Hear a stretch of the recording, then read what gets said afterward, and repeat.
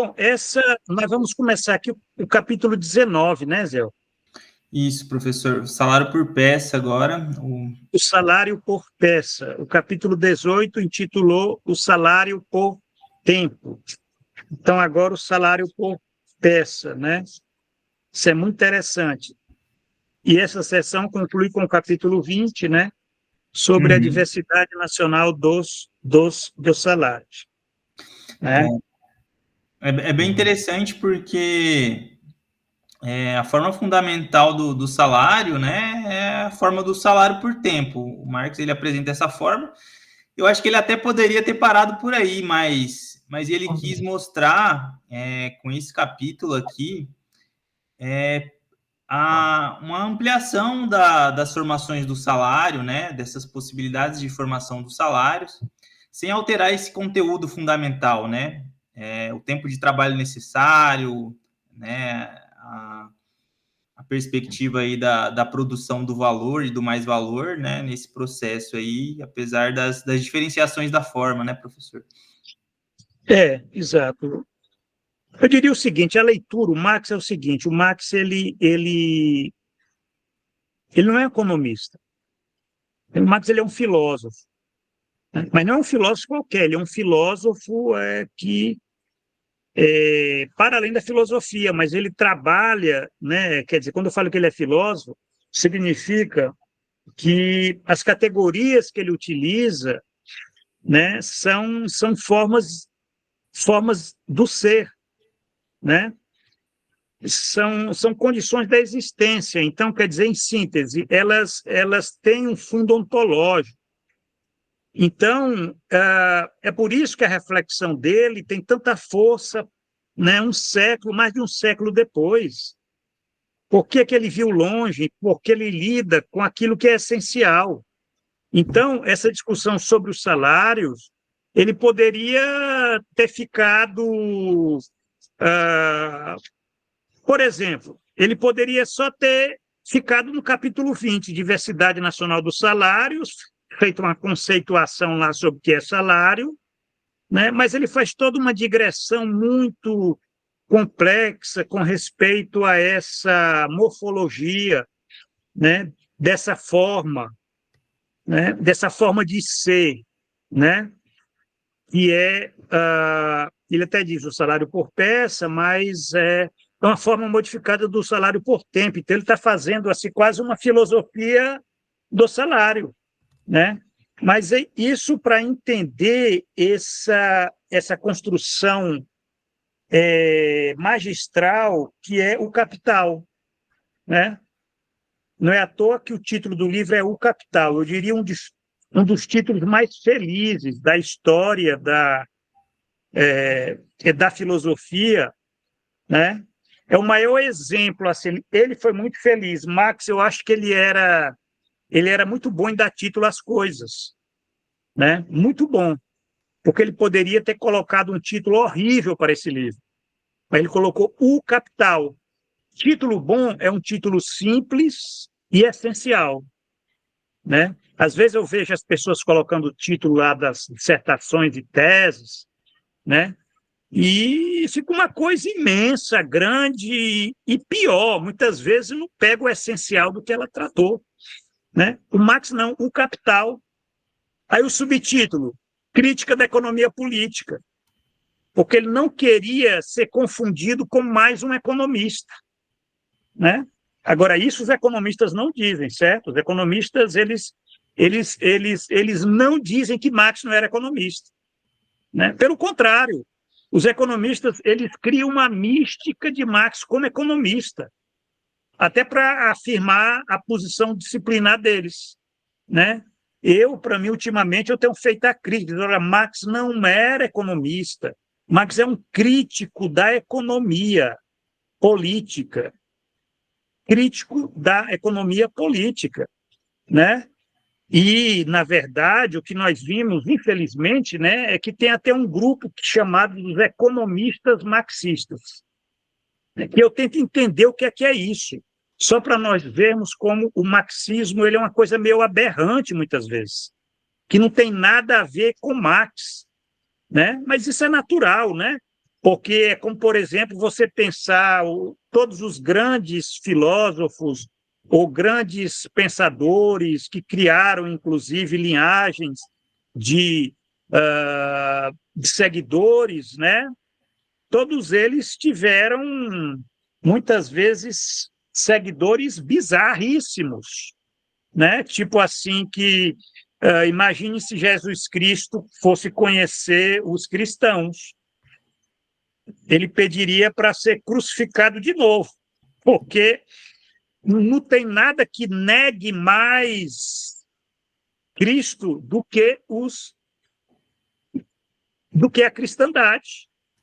E não tem nada a ver, quer dizer, é uma forma, né, que se desenvolve a partir dos interesses de uma ordem. E a ordem do marxismo, né, quer dizer, a própria palavra marxismo, como foi apropriado pela Segunda Internacional, apropriado pelo partido, né, pelo Partido da Social-Democracia, né, Partido Operário Social-Democrata Alemão, né, com Kaustik, né, o grande líder, né, da Segunda Internacional, criou toda essa mística do marxismo, né?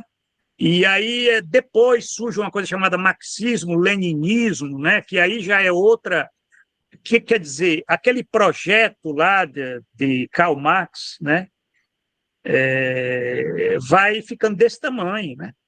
Então, essa seção, o salário, ela é uma seção muito rica, inclusive desse sentido ontológico. Quer dizer, a forma de ser de uma categoria que organiza, vamos dizer, o sistema da exploração, porque não há exploração sem salário. O salário é fundamental para que haja exploração, né? Isso daí é que é interessante nós entendermos esses, né? Até para entender, por exemplo, como é uma categoria tão fundamental que ela pode existir até em condições onde você não tenha exploração, no sentido de produção de mais valor, né? Mas, a rigor, aí você já teria uma outra forma, né?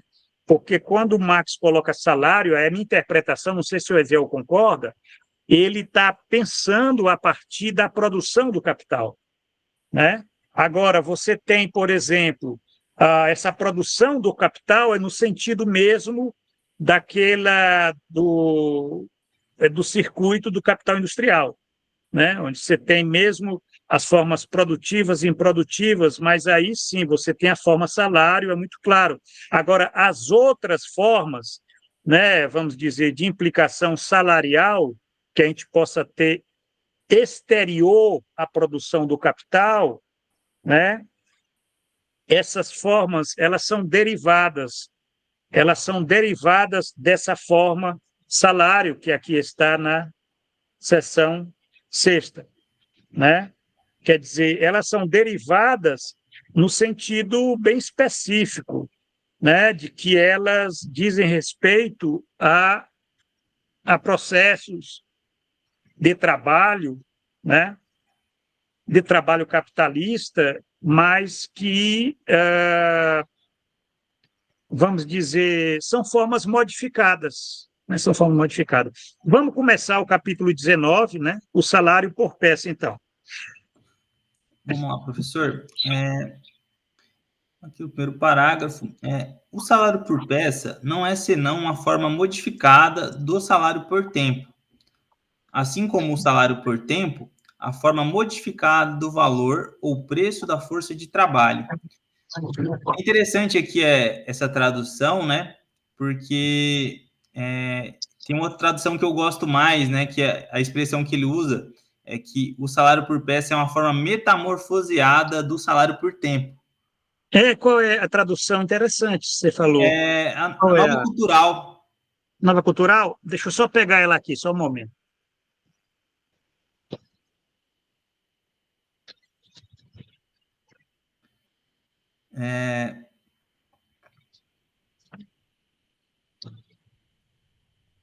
Essa Eu expressão gosto, forma metamorfoseada, né? é É uma expressão que eu tenho mais familiaridade. Foi a primeira vez que eu li, foi nessa edição, né? E foi uma expressão que eu usei até no título do meu trabalho de qualificação, né? Essa expressão, as metamorfoses salariais. É verdade. É interessante. Aliás, isso é interessante, porque, inclusive, olha só, ah, é, deixa eu ver se eu pego aqui a palavra alemã. Uhum. Deixa eu ver aqui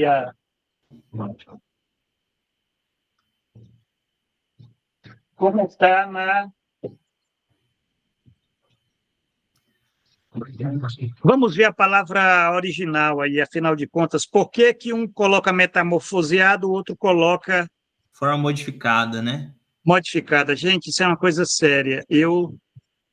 Olha, eu não brinco com a tradução. A tradução é muito importante num texto como um autor como Marx.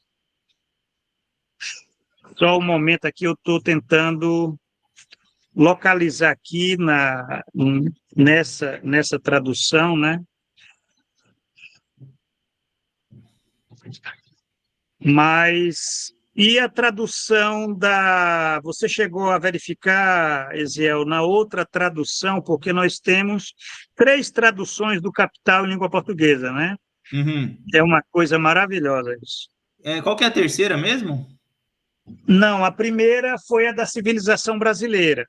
Ah, A civilização. segunda foi a da nova cultural e a terceira é a da Boitempo. Ah, sim, sim, sim. São 3 mesmo.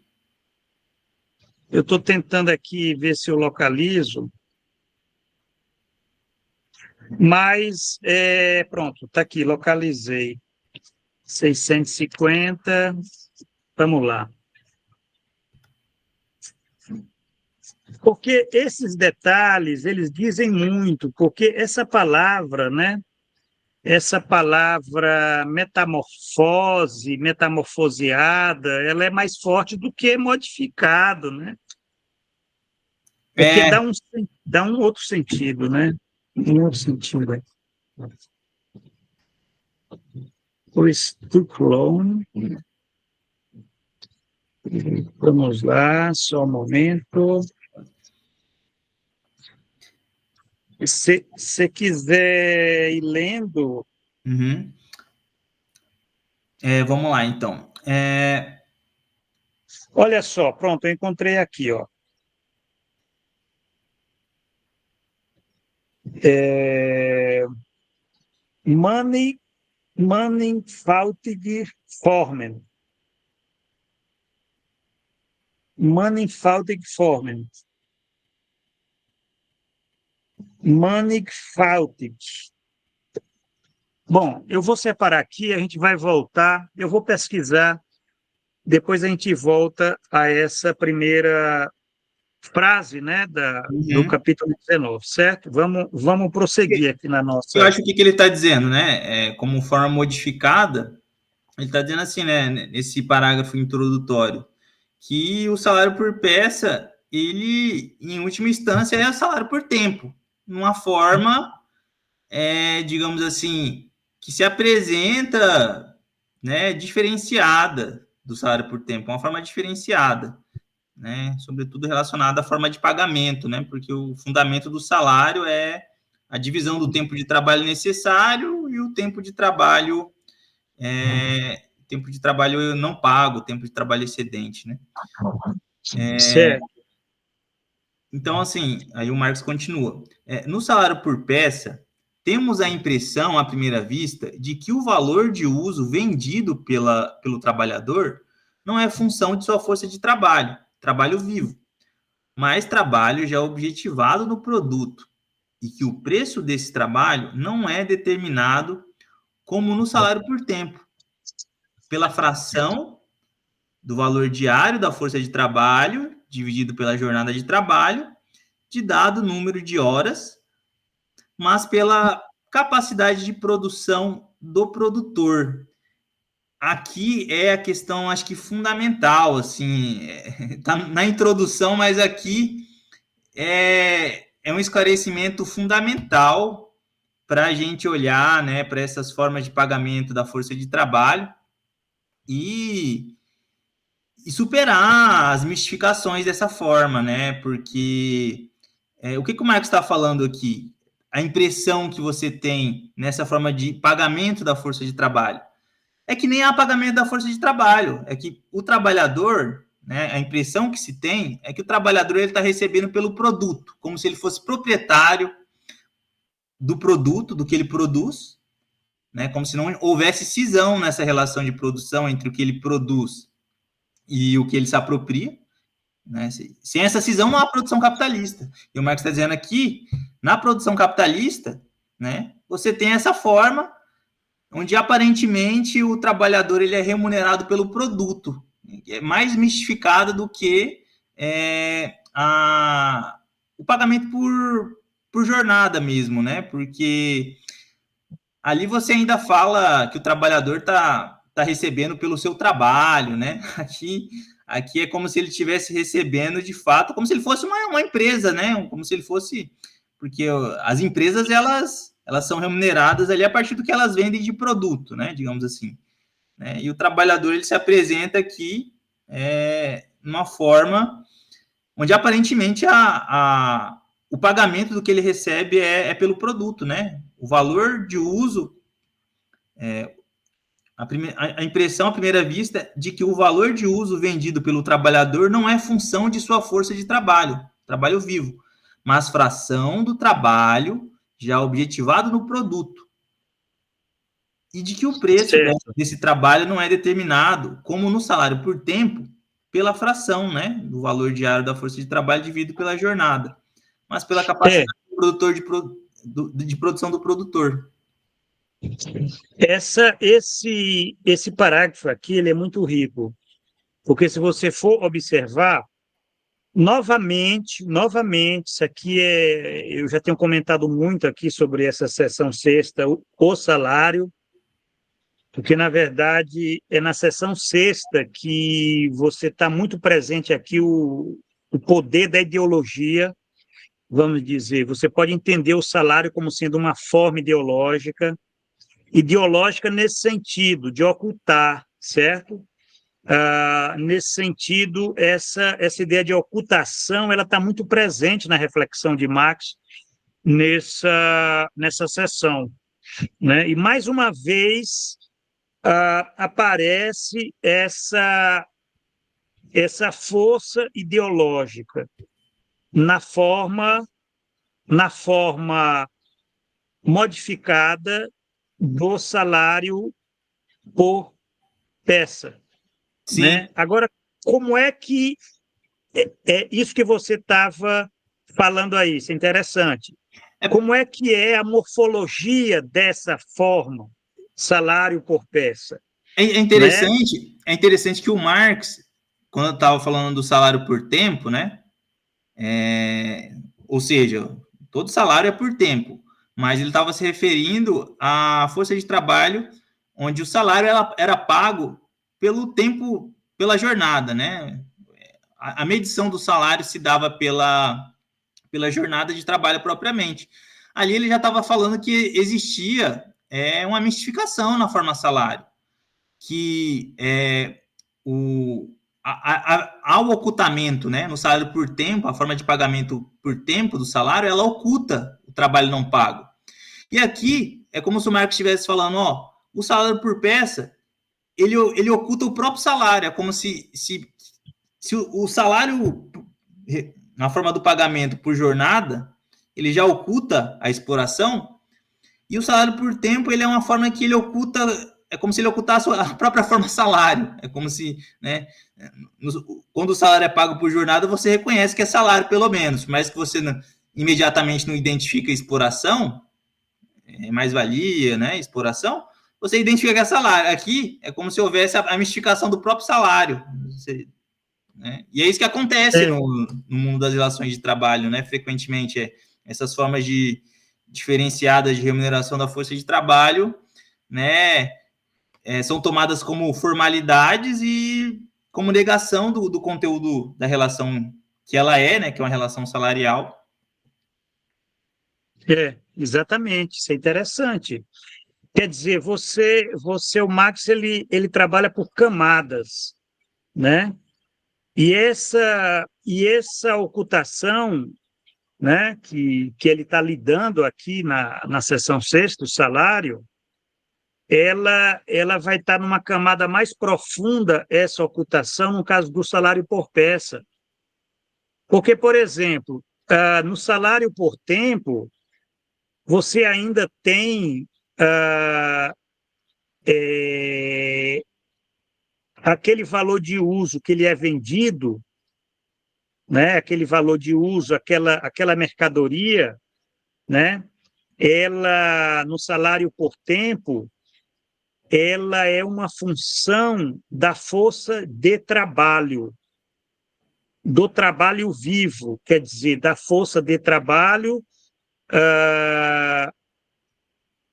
o trabalho vivo, quer dizer, você tem um foco aí no sujeito, né? É um sujeito explorado, porque nós temos que entender que se trata, né, de toda essa discussão que ele faz aqui sobre a troca, né?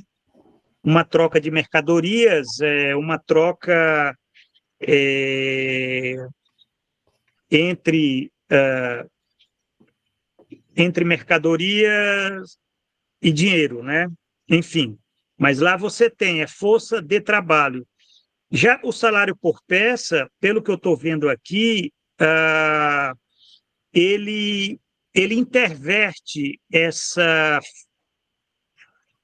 ideia, essa função, força de trabalho, trabalho vivo, ele fala aqui, mas pela capacidade de produção do produtor. Quer dizer, até em termos de linguagem, a gente verifica que uma coisa é você chamar, né?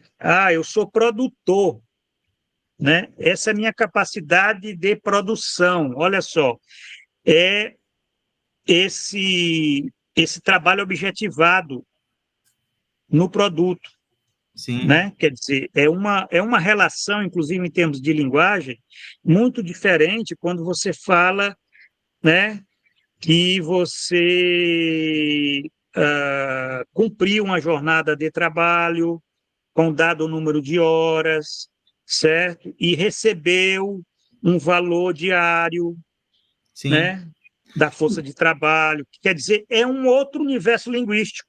Ele Exato. vai para esse universo linguístico 2, que é o seguinte: olha, esse trabalho, esse produto, ele é, ah, ele é resultado, né, da minha capacidade de produção do produtor, capacidade de produção do produtor. Aí tem essa nota aqui de rodapé. Você chegou a ler essa nota de rodapé aí? Não, não cheguei.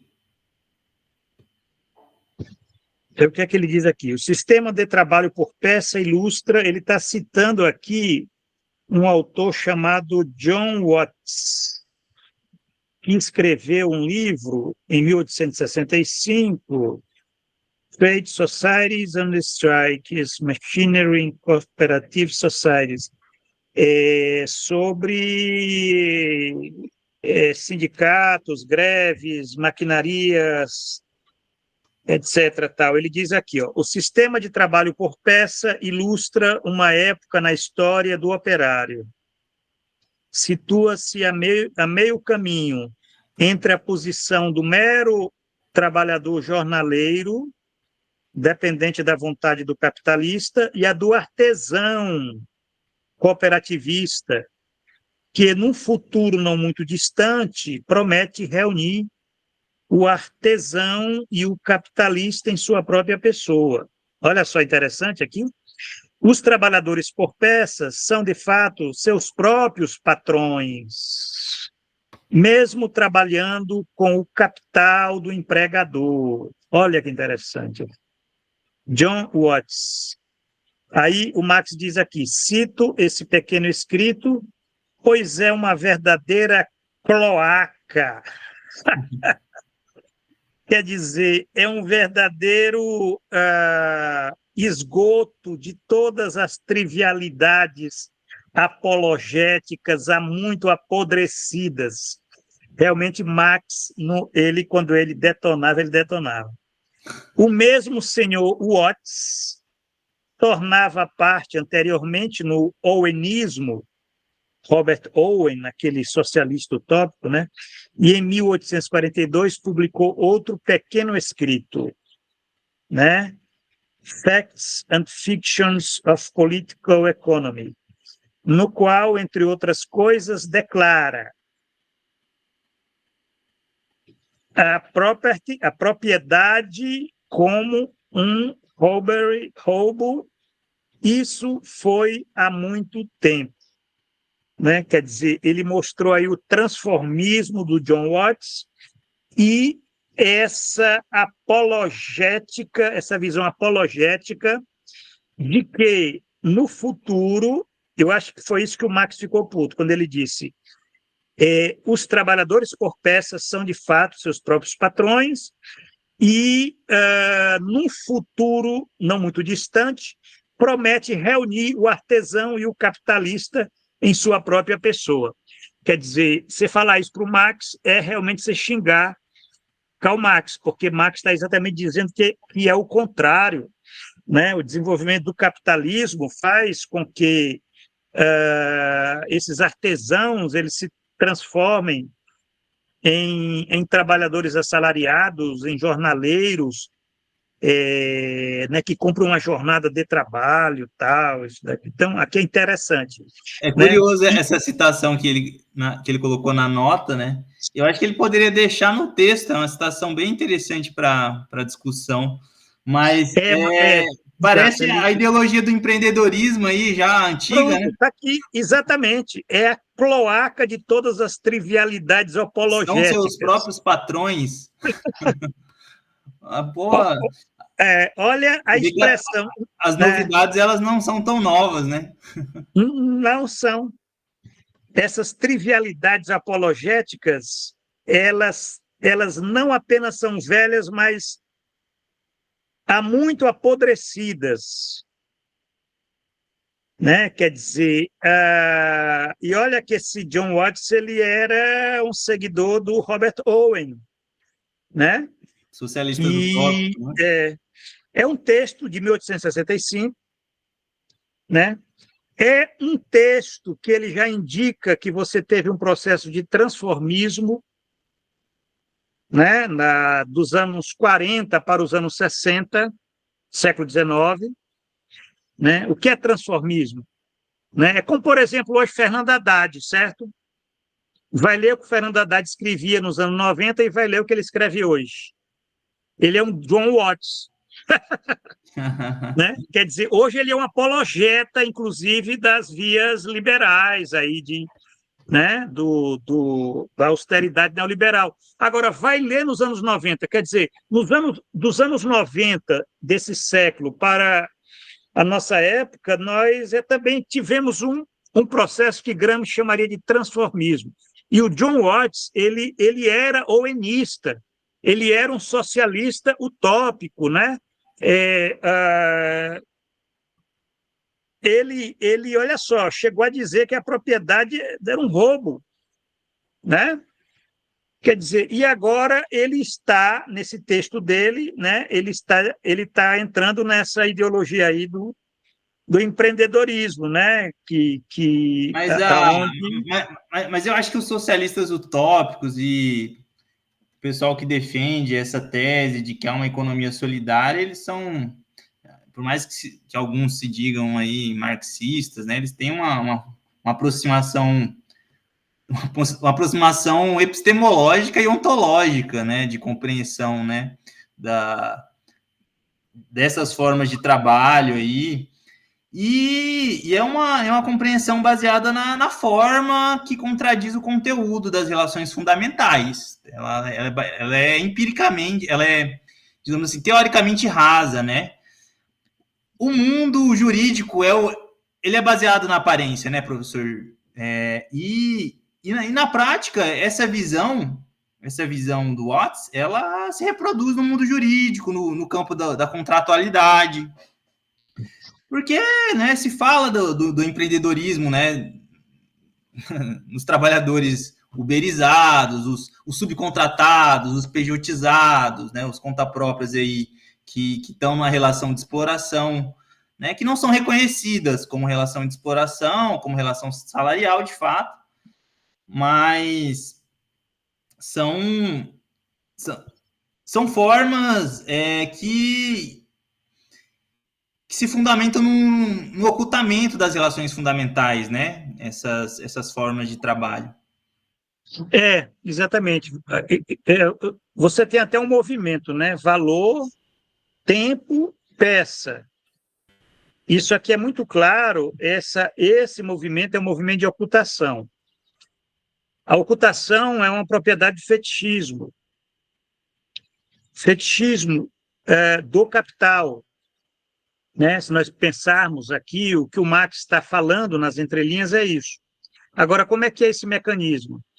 Ele é um mecanismo aonde vai, né? Você vai desprezando essa função, né? E vai introduzindo uma outra função, que é isso que o John Watts coloca aqui, certo? Uma outra função, inclusive a coisa de que os trabalhadores por peça são de fato seus próprios patrões, certo? Mesmo trabalhando com o capital do empregador. Quer dizer, essa afirmação é uma afirmação que está ocultando o quê? Está ocultando a exploração, está ocultando essa forma que no salário por tempo ela não estava totalmente oculta, certo? Isso é que é interessante para entender como o salário por tempo ele, né? Ele ainda tem vínculos com uma função que ela é importante no plano da consciência contingente, que é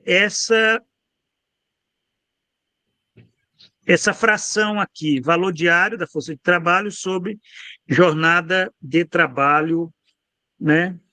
E o capital desmontou essa fração, né? Ele desmontou a jornada, ele desmontou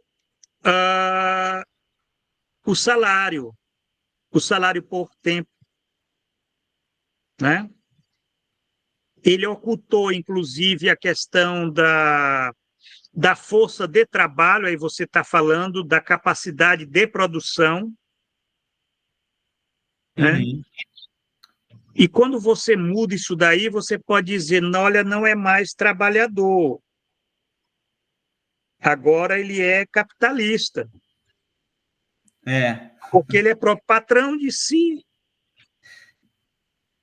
Pronto, aí você tem uma... Agora, tudo isso no plano ideológico. Eu como sociólogo, eu estou tentando ver isso no plano ideológico, porque é disso que se trata. Mas a gente vai prosseguir a leitura e aí vamos entender como é que o Marx vai afinando. Eu achei interessante também nesse comentário do Watts, né, que ele coloca que os trabalhadores por peça, eles são seus próprios patrões, e aí ele acrescenta, mesmo trabalhando com o capital do empregador, ou seja, ele reconhece essa condição que há um empregador capitalista, né? E mesmo assim ele coloca que essa forma, trabalhar por peça, né, é uma condição que transforma o trabalhador num patrão de si mesmo.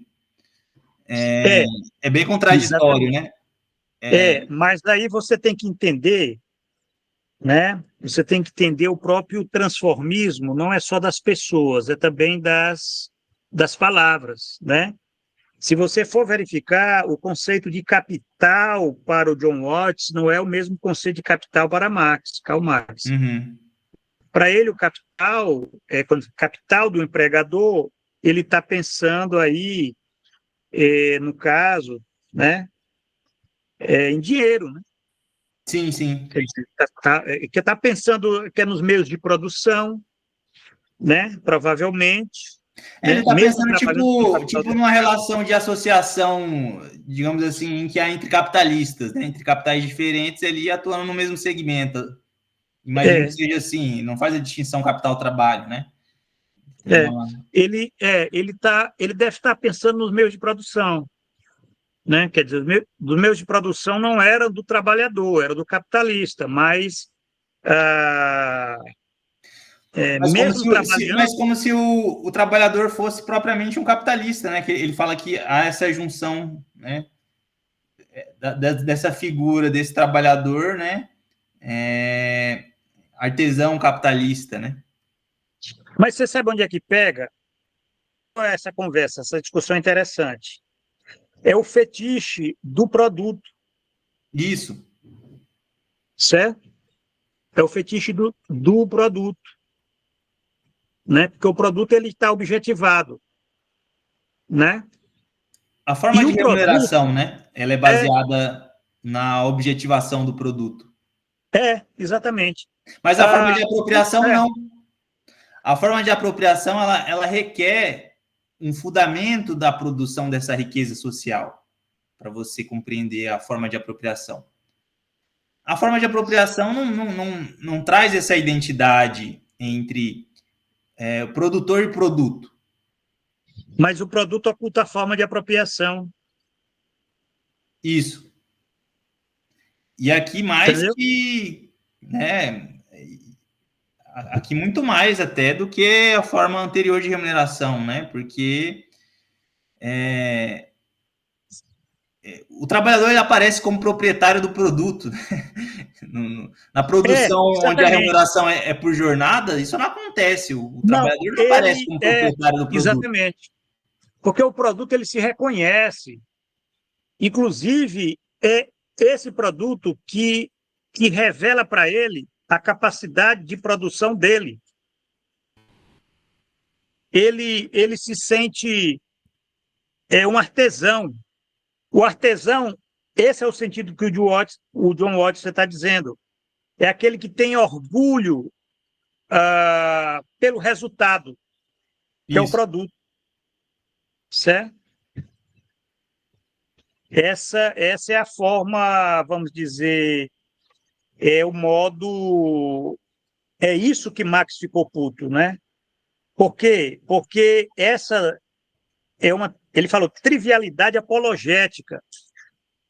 Apologética da ordem do capital, porque você justifica, você diz, olha, o futuro é esse, o futuro é você ser o próprio patrão, né? Aonde você possa ter artesão e capitalista em sua própria pessoa, né? Quer dizer, o capitalista é dono do meio de produção, mas ele dá para você a oportunidade de você sentir orgulho pelo produto do trabalho.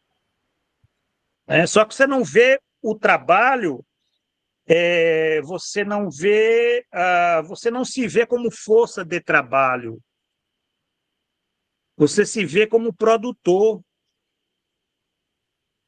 São duas coisas diferentes,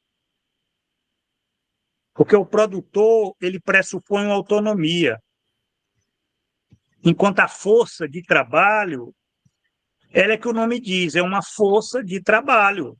O trabalho, nesse caso, né, Uhum. é aquele que é regido pelo, né, o trabalhador jornaleiro, aquele que é regido pelo salário por tempo.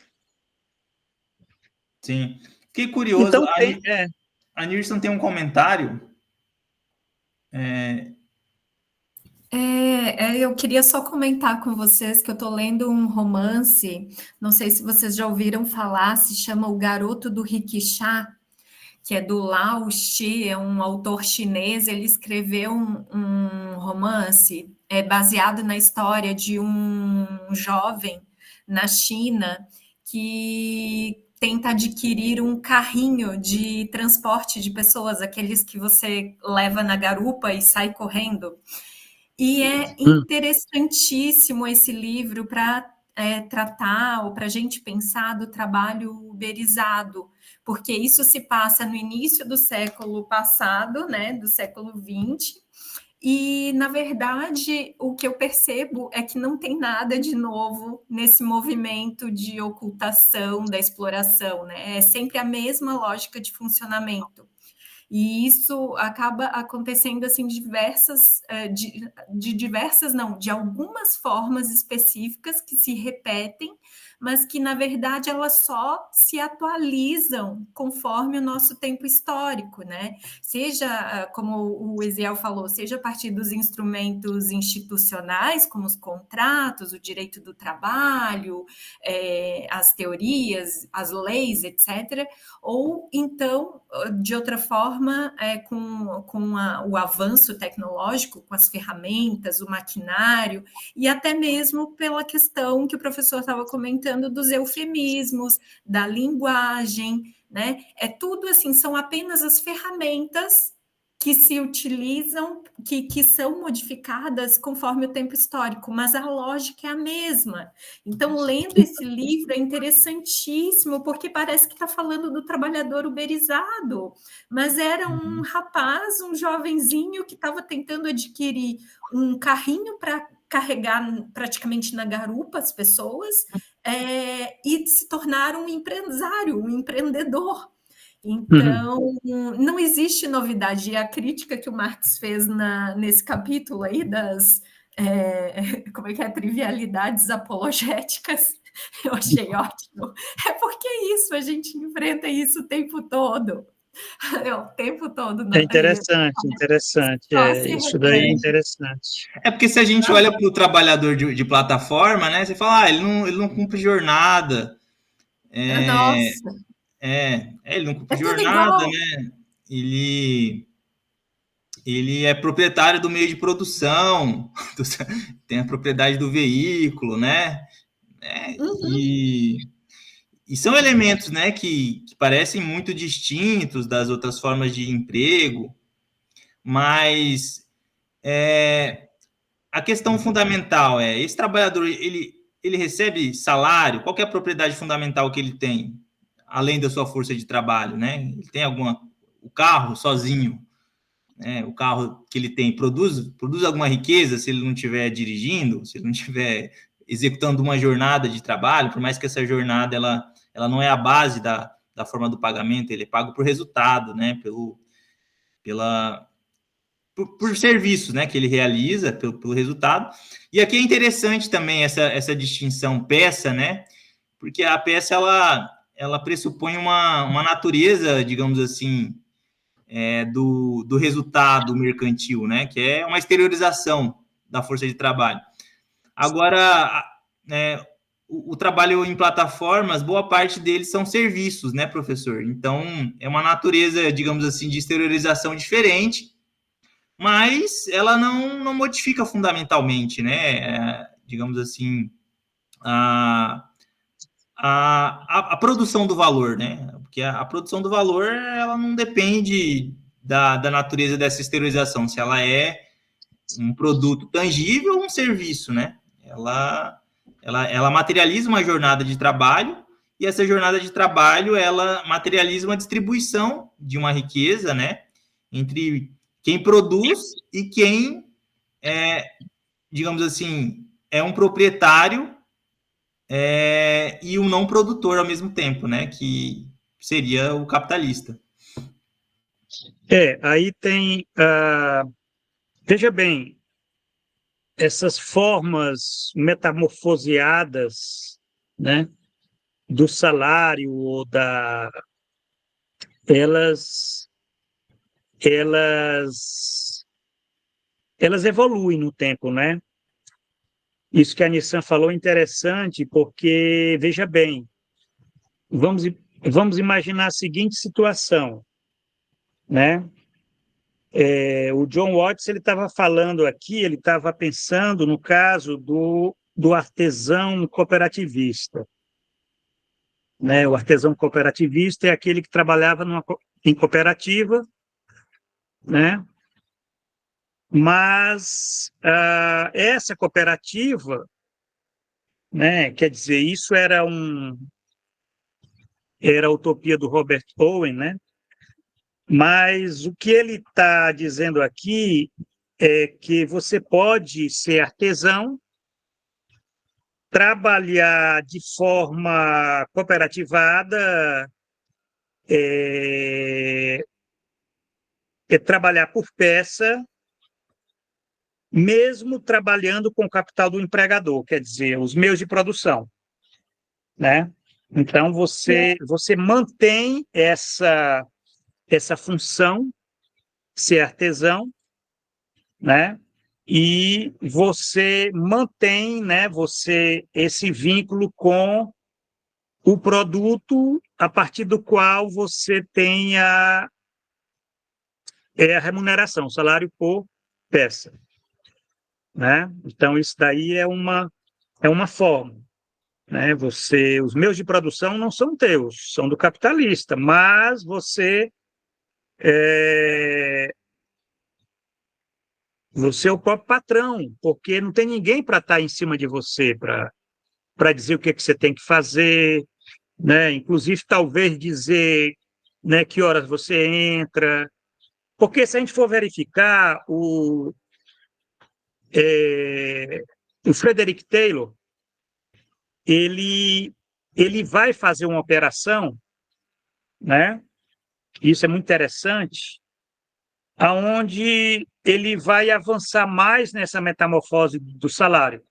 Ninguém vai discutir isso aqui, mas eu só estou dizendo que vai se complexificando essa coisa.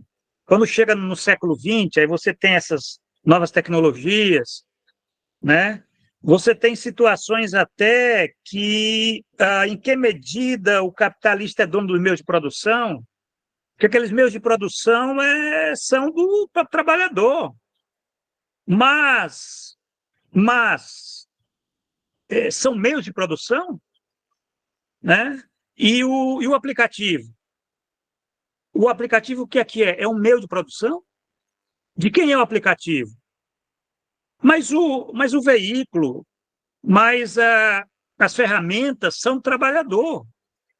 Quer dizer, o produto, olha só, quer dizer, você já tem elementos aí que vai ocultando mais ainda, parece que são camadas, você vai descendo em camadas mais profundas para ocultar a forma salário, Isso que o Marx entende, quer dizer, você oculta e chega ao ponto de sequer ter essa identidade de trabalhador. Porque o John Watts ainda fala trabalhadores por peças. Ainda tem, são artesãos, são trabalhadores, artesãos. Se falava em trabalhador. Agora, a coisa é mais profunda. Quando você cria uma situação, aí entra a ideologia, né? Mas aí você também tem uma base material, onde você diz, não, eu não sou trabalhador. Né? Eu sou meu próprio patrão. Só que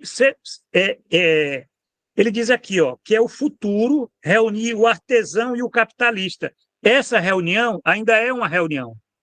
A questão, a ideologia do empreendedorismo, você tem a fusão. Você não tem mais, é a fusão. Você é capitalista. Né? Você é capitalista, o mundo é de capitalistas ou empreendedores, não se fala mais em capitalistas, porque falar em capitalista e capital é uma coisa meio ofensiva. Né? Se tenta ocultar, a linguagem oculta, tanto que não se fala, né? Quer dizer, você tem toda uma... Né? Isso é pior do que esse do século XIX. John Watts seria um revolucionário hoje ainda. Sim. Quer dizer, isso que o Marx fala a cloaca está mais profunda, né? A cloaca está mais profunda. E no mundo imediato, né, hoje em dia, os trabalhadores de aplicativo, eles não falam em que eles recebem um salário, eles raciocinam como uma empresa, né? Com os conceitos nem contábeis. Salário por peça, exatamente. Lucro. Não tem nem noção de salário por peça. Salário por peça Eles falam em lucro, né? O resultado que eles têm no final da jornada, eles falam se eles tiveram lucro, se eles tiveram prejuízo, conceitos contábeis mesmo. São capitalistas.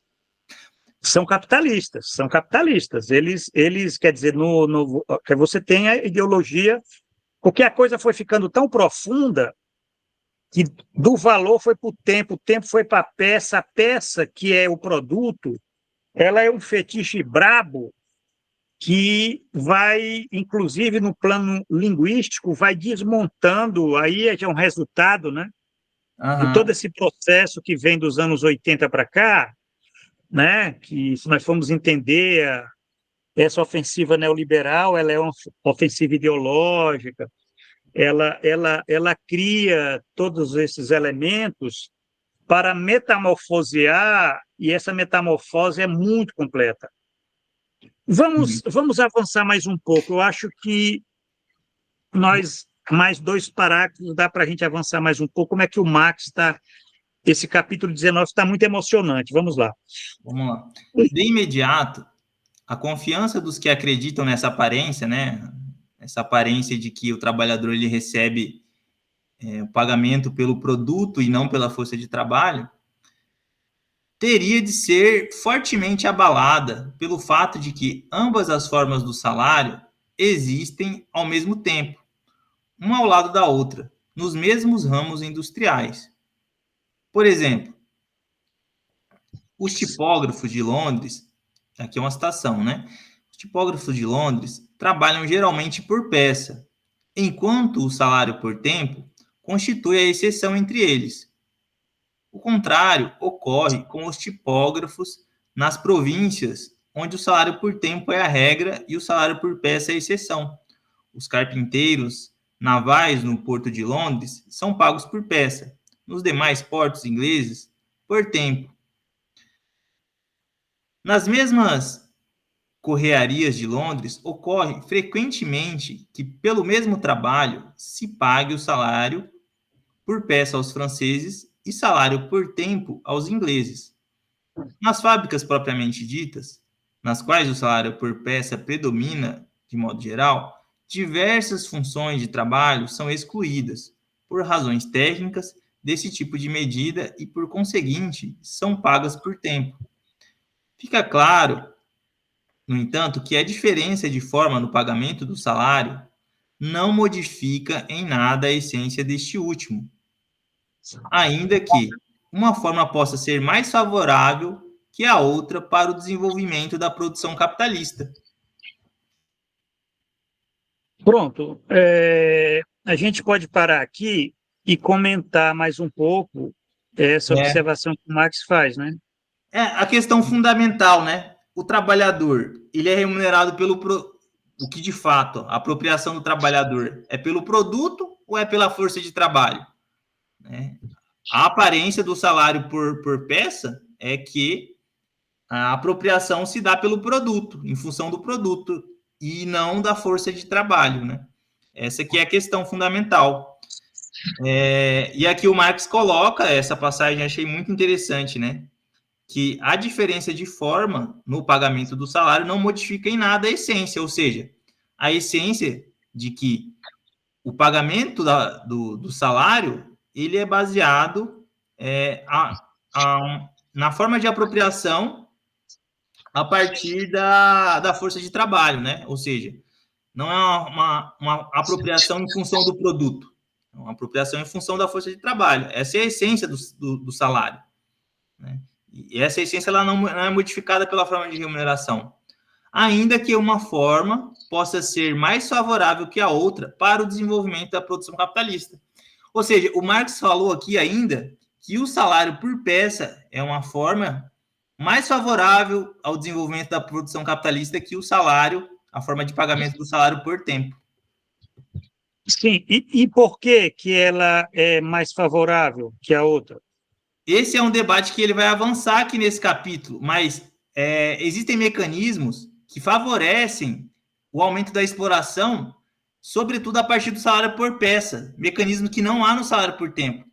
Formas de intensificação da concorrência entre os trabalhadores que são baseadas no salário por peça e que não tem no salário por tempo. São elementos que só tem no salário por peça. Por isso que o Marx considera como forma mais favorável ao desenvolvimento da produção capitalista.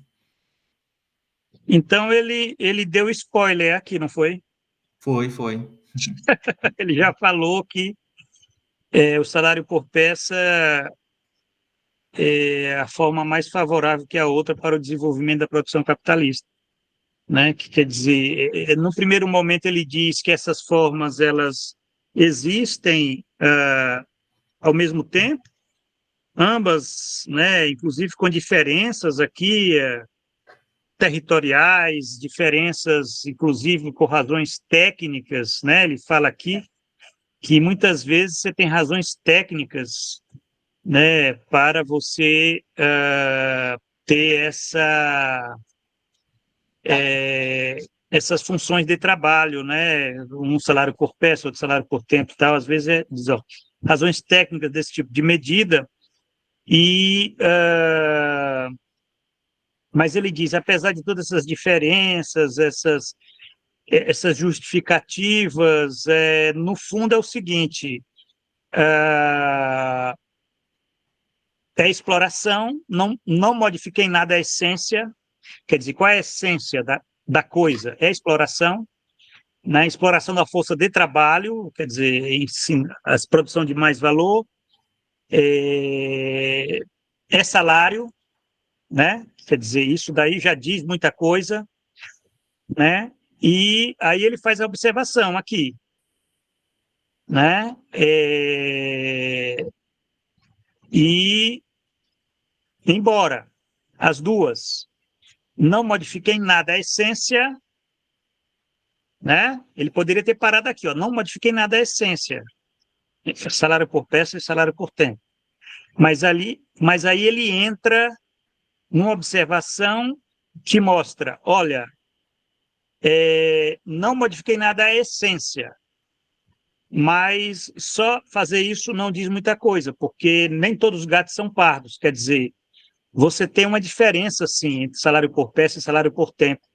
Uma é mais favorável que a outra para o desenvolvimento da produção capitalista, né? Então, isso é só para mostrar que o fato de ser... por exemplo, né? Brasil e França, os dois são capitalistas. Na essência, os dois são capitalistas.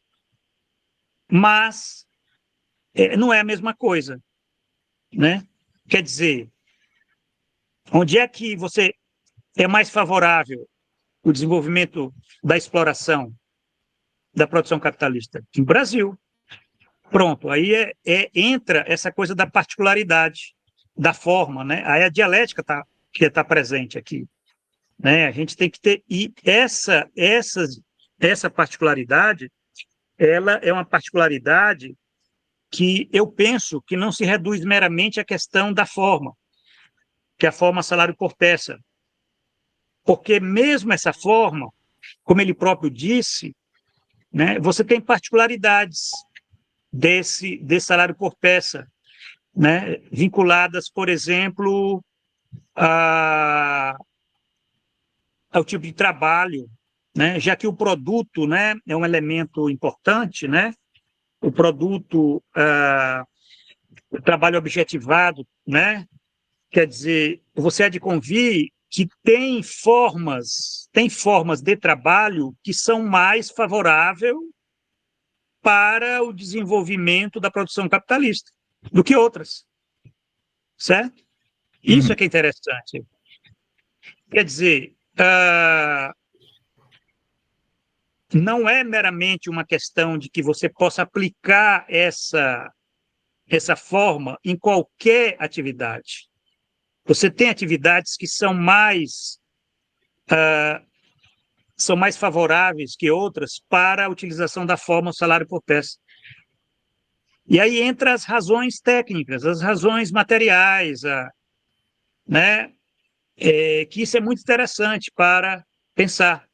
Como, por exemplo, o desenvolvimento das plataformas, das tecnologias informacionais, elas criaram um espectro de atividades que é muito favorável para a exploração. Essa exploração que a gente está falando aqui, representada pelo salário por peça. Então, isso é que é interessante, esse cuidado que o Marx ele vai entrando nessas diferenças, né? Entre, por exemplo, você ter você fala em trabalho uberizado, mas você é de convir que tem atividades que são mais propícias do que outras para você estar lidando com essa forma de, né? Essa forma de, vamos dizer, de implicação salarial. Vamos utilizar esse termo, que o trabalho uberizado é trabalho capitalista. Se é trabalho capitalista, tem uma implicação salarial. Implicação salarial, que é a tese que eu defendo, porque aí você está lidando com uma excentricidade capitalista, onde essa forma ela é excêntrica, ela não aparece, ela se metamorfoseou, que ela não aparece como salário, né? Não aparece como salário. Então, o senhor concorda? O senhor concorda com essa, digamos assim, argumentação do Marx de que o salário por peça ele se mostra hoje em dia, nesse desenvolvimento da produção capitalista, uma forma mais favorável e... Sim, porque você tem razões uma forma central de assalariamento, né? Você tem razões tecnológicas, você tem razões as mais diversas que a gente tem que investigar. Aí entra a questão empírica, a questão da matéria, né? Quer dizer, isso é que é interessante, que inclusive os serviços, né? Você pode até dizer que, olha só, que os serviços, até que ponto os serviços, você tem uma revolução no modo de produção capitalista, que é, vamos dizer, revolução, né? Tem a revolução dos serviços, o crescimento dessas atividades, e também as tecnologias informacionais flexíveis, né? Que você possa, quer dizer, entender como é que isso foi servindo para o desenvolvimento da produção capitalista, né? Algumas atividades mais do que outras, algumas, inclusive, entra uma questão aí que o Marx não faz referência. Marx faz referência à questão de território, né? De categorias, mas ele não faz referência a uma questão interessante, que é a questão de gênero, né? Uma questão de gênero. E quem sabe, isso aí talvez até mereça uma reflexão, né? Como o capital entra até nessas, né? Implicando a questão. O Marx faz referência à questão que é dos imigrantes, tal, né? Enfim, mas é uma floresta amazônica. Você tem aí uma série né, de elementos que ele vai dizer, olha, isso é mais favorável para o desenvolvimento da produção capitalista. Ele, quando eu falei, o Marx deu spoiler aqui, porque você foi dizer, por que ele falou isso? Tá. Certo. Agora, o seguinte, Marx fez uma afirmação, uma lei histórica. Isso é uma lei histórica. O salário por peça é mais favorável do que o salário por tempo para o desenvolvimento da produção capitalista. Isso é uma lei histórica. Maravilhosa essa lei, porque está se confirmando até hoje, certo? Agora, a questão é ver que a partir agora, né, a gente vai prosseguir, né, é como é que ele vai colocando elementos, e aí você já adiantou, né, para provar isso, né? Em que medida? Isso é que é interessante, né? Isso é que é muito atual, esses elementos aí, porque envolve tecnologia, envolve ideologia, envolve a forma da atividade, Sim. né? Uma coisa é indústria, outra coisa é serviços, né? Comércio, se a gente for pensar, se bem que aí você tem, não é produção, né? Não é produção, né? Mas hoje você tem no comércio formas de remuneração de salário por peça, sim, você ganha na medida em que, né, você ganha por... E há também, acho que formas combinadas, né, de salário por tempo e por peça, né? Sim, é uma verdadeira... Isso é que é interessante, fazer essas investigações empíricas, porque aí essa é a diferença, né, de Hegel para Marx, né?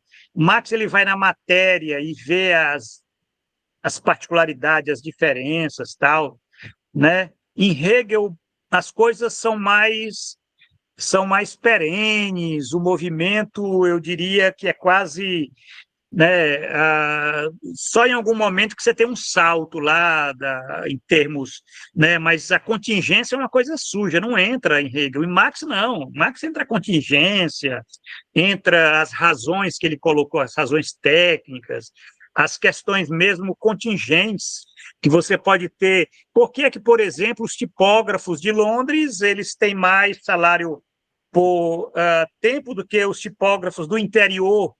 Vai saber por que pesquisar para saber qual a razão dessa diferença, entendeu? Sim, Isso é que é sim. interessante aí. Agora, ele, apesar disso, dessas diferenças que a empiria mostra, o Marx ele foi contundente. Esse é o momento do filósofo, ele diz, mas, na essência, é a mesma coisa, a exploração, sendo que uma é mais favorável do que a outra. Pronto, né? Ele não ficou só nessas diferenças aqui, ele fez uma afirmação categórica e, a partir daí, ele vai explicar, né? Bom, eu acho que é isso, Eziel. No próximo ano, a gente volta, né? Vamos avançar nesse capítulo 19 aqui, tá bom? Beleza, então. E, então, aí para vocês, Nissan, né? Boas festas, feliz 2024. Obrigada E para vocês também. até a próxima, gente. Até, Um abraço aí para todos aí. Um professor. abraço. Tchau, tchau. Obrigada. Um grande abraço.